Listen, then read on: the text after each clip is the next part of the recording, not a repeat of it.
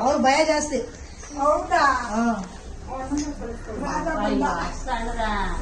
ಮರಿ ಮರಿ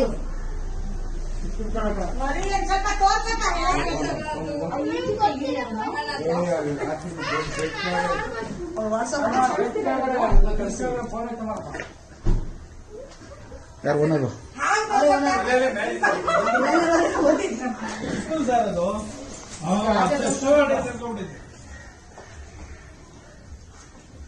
ಮರಿ ಅಲ್ಲ ಕ್ಲೀನ್ ಮಾಡೋದು. ಸರಿಯಾಗಿದ್ದಲ್ಲ ಬೆಂಗಳೂರು